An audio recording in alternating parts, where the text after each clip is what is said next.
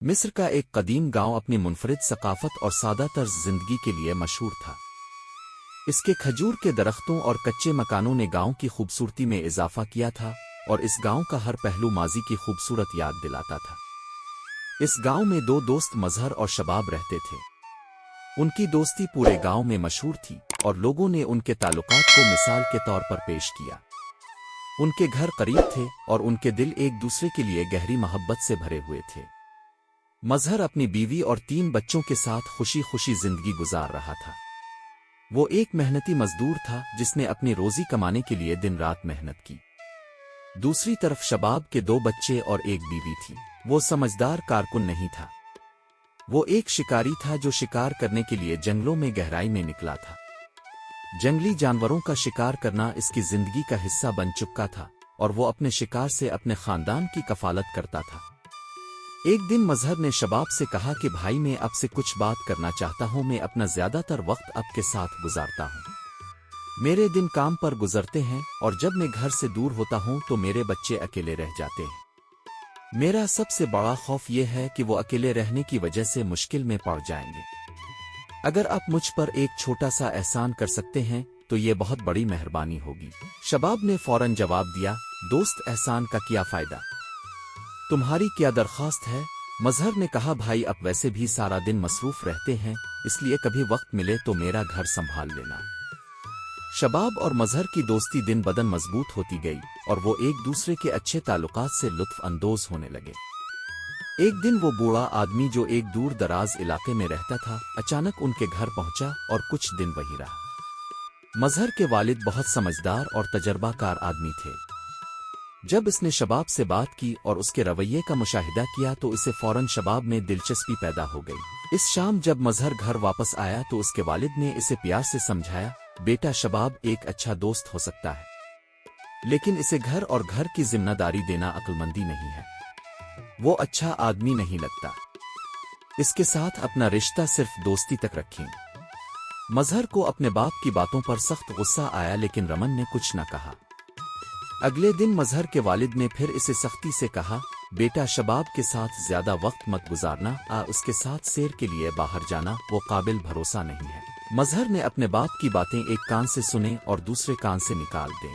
اس نے سوچا کہ شاید اس کے والد شباب سے حسد کرنے لگے ہیں، اور اس یقین نے اس نے باپ کی بات کو نظر انداز کر دیا۔ ان کی دوستی کو زیادہ اہمیت دیتے ہوئے مظہر کے والد چند دنوں کے بعد اپنے گاؤں واپس آئے، اور زندگی معمول کے مطابق دوبارہ شروع ہو گئی۔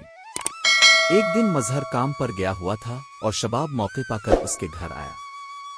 اس نے مظہر کی بیوی سے ناشائستہ گفتگو شروع کر دی اور اپنے مذموم عزائم کی تکمیل کے لیے رقم کی پیشکش کی۔ مظہر کی بیوی، جو کہ ایک سمجھدار خاتون تھی، نے اسے سختی سے انکار کر دیا، لیکن شباب، جو اب اپنے ناپاک ارادوں پر ڈٹا ہوا تھا، اصرار کرنے لگا اور دھمکیاں دینے لگا، اور کہا کہ اگر تم میری بات نہ مانو گے تو میں مظہر سے جھوٹ بولوں گا کہ تم نے مجھ سے تعلقات قائم کرنے کی کوشش کی۔ عربوں کا مشارہ پردہ اور عزت کا محافظ تھا، اور مظہر کی بیوی اپنی عزت اور خاندان کی بدنامی کے خوف سے خوفزدہ ہو گئی۔ اس خوف اور حماقت کی وجہ سے وہ شباب کے دباؤ میں آ گئی اور ناجائز تعلقات کا سلسلہ شروع ہو گیا۔ یہ رشتہ اب ایک دن کا نہیں رہا بلکہ روز کا معمول بن گیا تھا۔ وقت گزرتا گیا اور مظہر بے خبر اپنی روزمرہ کی زندگی میں مصروف رہا۔ مظہر کی بیوی کو بہت تکلیف ہوئی، اور اپنے گناہوں کی وجہ سے اس میں اپنے شوہر کو سچ بتانے کی ہمت نہیں تھی۔ ایک دن مظہر کے والد اور والدہ اچانک ان کے گھر آ گئے۔ انہوں نے گھر میں ایسا منظر دیکھا کہ ان کے دل میں بجلی سی آ گئی۔ شباب اور مظہر کی بیوی کو ایک ساتھ دیکھ کر وہ دنگ رہ گیا۔ مظہر کے والد کا غصہ آسمان پر پہنچ گیا۔ اس نے شباب کو پکڑ کر بے رحمی سے مارا اور مظہر کی بیوی کو بھی شدید ڈانٹا۔ یہ لمحہ مظہر کے والدین کے لیے ناقابل برداشت تھا، اور ان کی آنکھوں میں سب کچھ دھندلا سا ہو گیا۔ شام کو جب مظہر گھر واپس آیا تو اس کے والد نے اسے سخت ڈانٹ کر غصے سے کہا کہ یہ سب تمہاری غفلت کا نتیجہ ہے۔ میں نے تمہیں پہلے ہی خبردار کر دیا تھا کہ شباب قابل اعتبار نہیں ہے، لیکن تم نے میری نصیحت کو نظر انداز کیا، اور یہی نتیجہ ہے۔ یہ سب سن کر مظہر پریشان ہو گیا۔ وہ شرمندہ اور چونک کر وہیں کھڑا رہا۔ اس کا غصہ شباب اور اس کی بیوی کی طرف تھا۔ मजहर जो कि दिल का सच्चा और शफीक इंसान था, सब कुछ सुनकर जमीन पर बैठ गया और बिलक बिलक कर रोने लगा।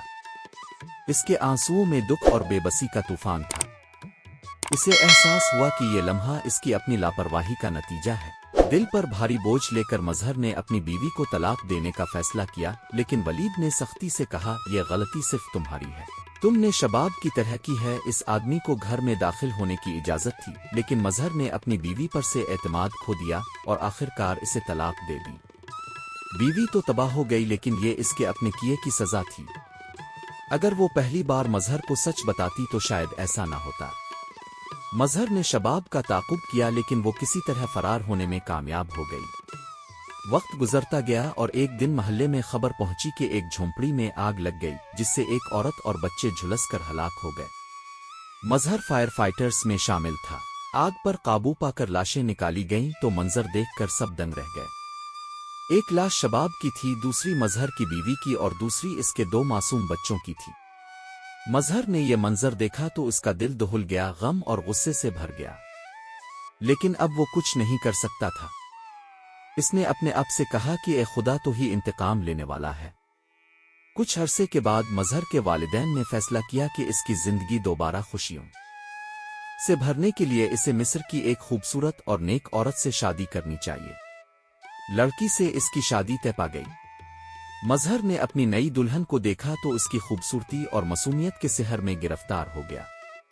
वो इतनी खूबसूरत थी कि इसे देखकर चांद भी शर्मा जाता था। इसके चेहरे ने मजहर के दिल के जख्मों को मुंदमिल कर दिया और पुराने दुख मिट गए। मजहर ने अपनी जिंदगी से सबक सीखा था। अब वो अपने घर का ज्यादा ख्याल रखने लगा, वक्त पर वापस आना और दोस्तों को दोस्ती तक महदूद रखने लगा। वो समझता था कि किसी के दिल का सच्चा होना एक चीज है, लेकिन अक्लमंद और जिम्मेदार होना भी जिंदगी में बहुत जरूरी है। अल्लाह ने इसे इसकी कमजोरियों की सजा दी, लेकिन इसके सब्र और सच्चाई का इस तरह बदला दिया कि इसे पहले से 100 गना बेहतर और खूबसूरत जिंदगी नसीब हुई। ये कहानी हमारे लिए गहरी खामोश यादें रखती है। सबसे पहले तो एक औरत होने के नाते ये जरूरी है कि हर बीवी अपने शौहर को हर मामले से बाखबर रखे, चाहे वो कितना ही मामूली क्यों ना हो। वक्त पर बोलने से बहुत से संगीन नुकसानात से बचा जा सकता है। एक अक्लमंद आदमी कहता है कि अच्छी औरत वो है जो दूसरे मर्दों के साथ बदतमीज हो और अपने आप का एहतराम करे।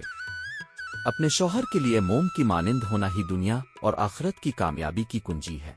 शौहर की हैसियत से हर मर्द को अपने खानदान के हालात और मामलात दूसरों के साथ बताने से ग्रेज करना चाहिए, खासकर उन लोगों के साथ जिन पर वो मुकम्मल भरोसा नहीं कर सकता। हसद एक ऐसा जहर है जो नजर नहीं आता, लेकिन बड़ी तबाही फैला सकता है। एक आदमी का फख्र और जिम्मेदारी ये तकाजा करती है कि वो अपनी बीवी, माँ, बहन और बेटी के साथ सख्त रवैया रखे और उनकी हिफाजत को यकीनी बनाए। ये हया और एहतराम की बुनियाद है। बेटा होने के नाते हमें यह समझना चाहिए कि वालिदैन की बातों में हमेशा नमक का दाना होता है। वो जिंदगी के सख्त तजुर्बात से वाकिफ हैं और उनके मशवरों को संजीदगी से लेना जरूरी है। अगर मजहर अपने वालिद के मशवरे को संजीदगी से लेते तो वो इस नुकसान से बच सकते थे। एक दोस्त के तौर पर अगर कोई आप पर भरोसा करता है तो ये आपका फर्ज है कि इस एतमाद में खियानत न करें। सच्चा दोस्त वो है जो अपने दोस्त की इज्जत और वकार को अपनी जान से ज्यादा अजीज रखता हो।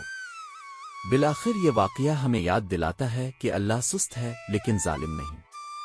वो कभी किसी मामले से बेखबर नहीं होता।